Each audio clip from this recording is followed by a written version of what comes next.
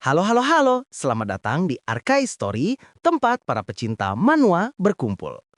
Tarik napas, buang semua masalah kalian, dan mari kita mulai. Suasana malam yang sunyi menyelimuti sebuah jembatan tua yang membentang di atas sungai berbatu. Di sana, terlihat seorang pria bernama Wubok yang sedang termenung sendirian, tampak sangat kelelahan setelah menjalani hari yang panjang. Dengan napas yang berat, ia terlihat menyandarkan tubuhnya pada pagar jembatan, mencoba mencari sedikit ketenangan di tengah kegelapan malam yang dingin. Namun ketenangan itu seketika pecah saat sesosok bayangan misterius tiba-tiba muncul tepat di hadapannya tanpa suara sedikit pun. Wubok yang terkejut setengah mati hampir saja melompat dari posisinya karena kehadiran sosok yang ternyata adalah Gang Ryong. Ryong berdiri di sana dengan santainya, memikul keranjang di pundaknya, seolah-olah muncul dari balik kegelapan secara gaib. Ryong menjelaskan bahwa ia baru saja mengantarkan anak-anak Wubok pulang ke rumah. Dikisahkan bahwa istri Wubok sibuk membantu di warung karena pelanggan yang membeludak hingga larut malam. Wubok bertanya, apakah anaknya belum tidur? Ryong menjawab bahwa anaknya sudah tidur, tapi istrinya seharusnya belum. Setelah percakapan singkat itu, Ryong pun berpamitan untuk melanjutkan perjalanannya. Namun sebelum benar-benar pergi, sebuah ucapan terima kasih yang tulus dilemparkan oleh Wubok kepada pemuda itu. Ryong pun membalasnya dengan sebuah pengingat santai agar Wubok tidak lupa mengundangnya ke pesta daging yang akan datang. Sebuah permintaan yang hanya ditanggapi dengan gumaman bingung oleh Wubok. Namun suasana kembali berubah drastis saat Ryong melangkah pergi. Wubok yang masih berada di sana memandang Ryong yang beranjak pergi. Lalu sebuah kilasan ingatan muncul, memperlihatkan momen di mana Wubok yang murka. Namun Ryong menatap Wubok dengan pandangan yang sangat tajam dan dingin, seolah-olah ia tahu siapa sebenarnya pria di hadapannya itu. Ryong bahkan sempat melontarkan tantangan yang sangat provokatif, menanyakan apakah Wubok siap bertanggung jawab atas niatnya untuk membunuh Ryong. Wubok terlihat sangat tertekan, menahan emosinya yang hampir meledak saat itu. Ia menyadari bahwa pemuda yang baru saja berbicara santai dengannya bukanlah orang sembarangan. Beruntung, Wubok berhasil mengendalikan dirinya dan tidak melakukan tindakan gegabah yang bisa berujung pada pertumpahan darah. Cerita kemudian beralih ke esokan harinya di kantor para pedagang. Di depan sebuah bangunan tradisional yang megah, terlihat kerumunan pedagang yang sedang berkumpul. Seorang pemimpin dengan penuh semangat memberikan instruksi kepada para pedagang, mengajak mereka untuk memulai hari dengan energi positif. Tengah keramaian, di mana orang-orang lagi semangat-semangatnya teriak-teriak soal jual harga diri, Wubok terlihat bingung mencari keberadaan Sonbei. Ia heran, Sonbei yang biasanya nggak pernah absen kerja, tapi hari ini dia bolos. Dia lagi mikirin apakah karena kejadian semalam. Wubok nggak buang-buang waktu, dia langsung menghampiri dua orang petugas untuk menanyakan alamat tempat tinggal Sonbei Lee Dokwang. Adegan langsung berpindah ke suasana yang jauh lebih tenang, di tengah hutan yang rimbun. Di sana, tersembunyi sebuah rumah tradisional yang sangat sederhana, jauh dari kesan mewah. Ternyata inilah rumah si Sonbei Lee Dokwang. Di dalam rumah, Sonbei sedang tidur pulas, mungkin karena kelelahan mental setelah kejadian semalam. Tiba-tiba, ia dibangunkan oleh istrinya yang panik. Sonbei diberitahu bahwa ada tamu yang datang. Di luar, Wubok terlihat sedang menyusuri hutan, mencari-cari lokasi rumah itu. Dia sempat heran karena rumahnya terpencil banget, tapi justru itu yang membuatnya mudah ditemukan. Begitu melihat rumah itu, Wubok langsung terkejut. Wubok melihat dua orang pria berpenampilan sangar sudah berdiri di depan rumah Sonbei. Wubok nampak sangat tercengang melihatnya. Di dalam rumah, seorang pria langsung menyindir. Katanya sukses besar dari jualan. Kok rumahnya begini amat? Ia bahkan berpikir, kalau bangsawan mau tahu kondisi ini, mungkin permintaannya akan ditarik kembali. Suasananya semakin mencekam. Sonbei dan istrinya terlihat ketakutan setengah mati. Sonbei memohon ampun kepada dua pria sangar itu, meminta agar istri dan anak-anaknya tidak diganggu karena mereka tidak tahu apa-apa. Namun permohonan itu diabaikan mentah-mentah. Salah satu pria sangar itu menegaskan bahwa ini hanyalah bagian dari pekerjaan mereka. Para preman di rumah terdistraksi oleh keributan di luar rumah. Mereka mendengar seseorang yang memaksa masuk. Saat mereka menoleh, pintu rumah pun terbuka. Wubok masuk dengan remeh sambil melontarkan kalimat, "Tidak ada orang di sini, tai kucing." Hah? Sonbei langsung melongo. bingung total. Senbei yang lagi terkapar langsung syok berat. Matanya melotot, keringat dingin membanjiri wajahnya, dan ia bergumam lirih. Wobok? Mendengar nama itu, salah satu preman terkejut, tapi dua orang temannya langsung menyerang Wobok. Tiba-tiba salah satu preman terlempar keluar. Kedua preman penjaga itu terkapar tak berdaya di halaman rumah. Preman satunya kaget melihat temannya sudah dikalahkan. Wobok berdiri tegak di atas mereka.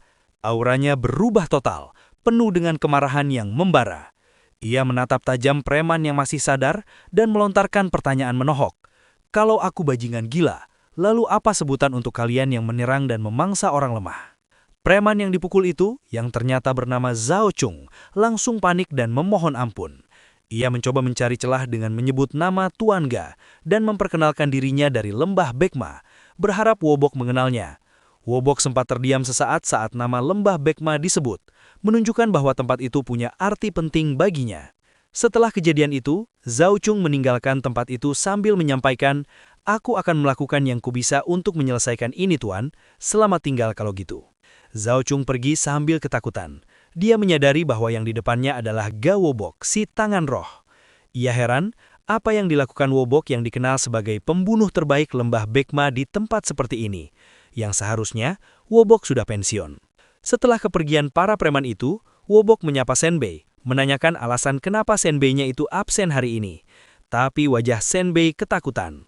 Wobok menyadari, pandangan keluarga Senbei terhadap dirinya adalah pandangan yang sama seperti orang-orang lain. Pandangan yang ketakutan dan waspada. Wobok pun pergi meninggalkan Senbei-nya. Lalu di kedai Ryong, kaget mengetahui soal Wobok yang ternyata dulunya adalah anggota lembah Bekma. Nenek bertanya, apakah Ryong tidak mengetahuinya? Ryong mengatakan, Wobok nggak pernah cerita soal masa lalunya. Sementara itu, Wobok terlihat berjalan pulang dengan wajah tegang. Dia baru sadar kalau dia sudah bolos kerja 2 hari berturut-turut. Keputusan diambil untuk libur hari itu dan menghabiskan waktu sama anak-anaknya. Tapi begitu sampai di depan rumah, Wobok nggak bisa tenang. Matanya terus mengawasi hutan dan jembatan. Kecurigaan memuncak, dan Wobok berteriak lantang ke arah jembatan, meminta siapapun yang bersembunyi untuk keluar. Dan benar aja, sosok misterius muncul dari balik pintu rumah.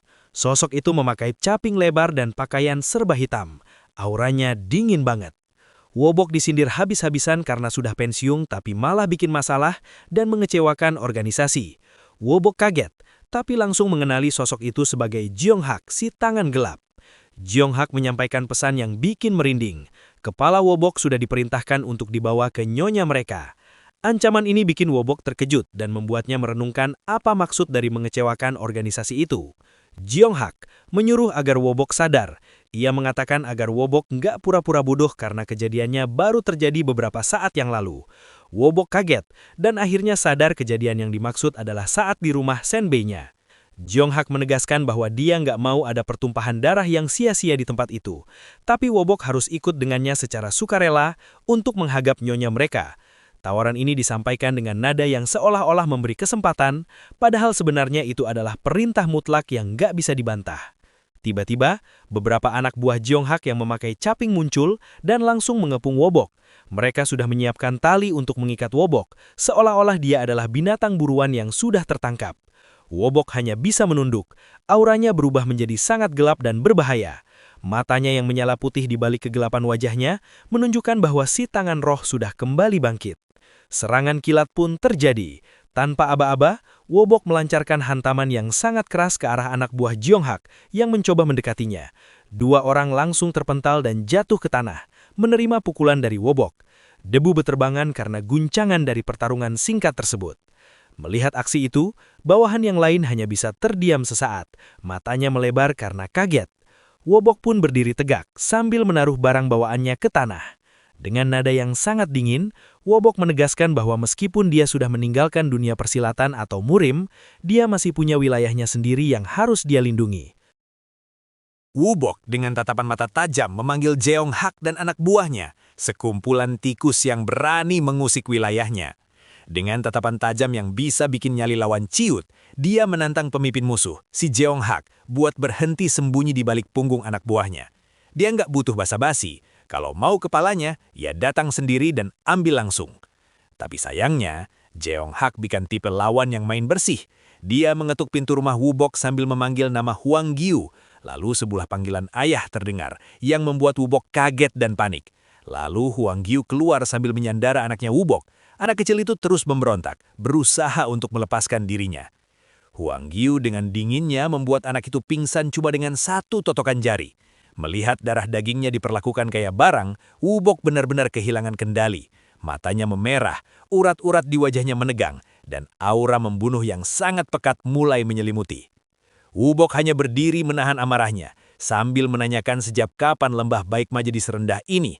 Ia tetap berdiam diri dengan rantai musuh mulai melingkar di kepalanya. Beberapa saat kemudian, Wubok tersungkur ke tanah dengan orang-orang lembah Baikma di sekelilingnya. Jeong Hak hanya menatap tajam sambil memerintahkan untuk kembali ke lembah Baikma. Di dalam rumah, istri dan anak-anak Wubok ketakutan. Lalu salah satu anak berlari keluar sambil memanggil ayahnya. Dojin menemukan Pyongso tergeletak tak berdaya di tanah. Saudara perempuannya panik setengah mati. Tapi ibu mereka menenangkan suasana dengan mengatakan Pyongso baik-baik saja. Dojin dengan panik menanyakan keberadaan ayahnya. Ia lalu melihat bercak darah dan barang-barang milik ayahnya tergeletak di tanah. Melihat itu, Dojin gemetar ketakutan sambil meneteskan air mata. Lalu di kedai, terlihat Gang Ryong sedang bosan di depan kedai. Ia lalu menyadari sesuatu. Ia melihat Dojin yang sedang berlari ke arahnya. Nggak peduli seberapa lemah tubuhnya, Dojin terus berlari. Dia berlari menyusuri jalanan hutan, berkali-kali terjatuh dan tersungkur di tanah yang kasar. Setiap kali dia jatuh, air matanya makin deras mengalir, tapi dia terus memaksa kakinya buat melangkah. Ekspresi wajahnya benar-benar menunjukkan keputusasaan seorang anak yang baru saja kehilangan dunianya. Setelah pelariannya yang kacau, Dojin akhirnya bertemu dengan Gang Ryong. Dengan air mata yang mengalir, ia menceritakan kejadian yang menimpa ayahnya. Gang Ryong mendengarkan dengan seksama. Nenek dan Yerin ikut keluar dari kedai. Mereka kaget mendengar kejadian itu.